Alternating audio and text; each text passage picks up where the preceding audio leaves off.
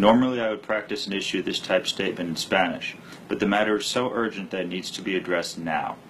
The situation in Venezuela is a matter of great concern to the Caribbean states and the Americas. The cruel oppression and murder of innocent people by Nicolas Maduro is inhuman, and God is shedding tears.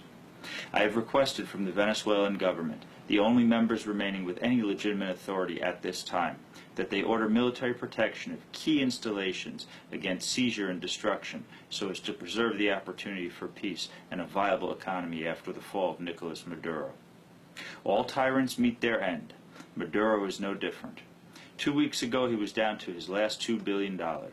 Soon he'll be without money to pay the military. When that happens and their families are starving, they will turn on him. This is not Liberia. These are not child soldiers.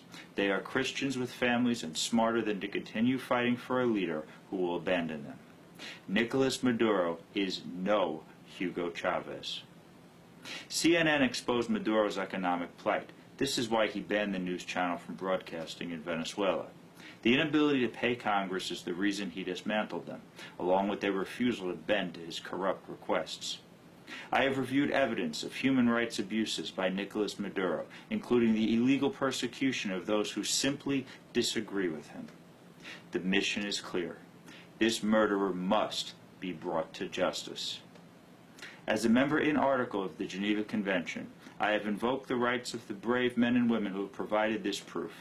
I will continue to invoke these treaty protections as necessary to ensure reliable continuance of law toward democracy in Venezuela. I have informed the President, Vice President, and Secretary of State of the United States that I am in direct contact with the future government of Venezuela and their request for democracy. This request will not be ignored. This war can be won without economic collapse. Let this be a message to oppressed Venezuelans. The international community sees your potential as a democracy and feels your pain. We are on your side. I have long urged the Dominican government and leaders to be forewarned that the communist bent and the nationalization of industry and business would be the downfall of Venezuela, its second largest trading partner. Today we are witnessing the case in point. Christians are starving, mothers and cancer patients are without medicine or aid, and the nation has become a narco state. This is what happens when you scare off legitimate investment through privatization and destroy any and all potential for legitimate, prosperous work. The Dominican Republic has stellar leadership that understands and rejects these notions of communism. This crisis will require a strong and unwavering commitment to democracy, education, and the new generation before us. Revolution is generational.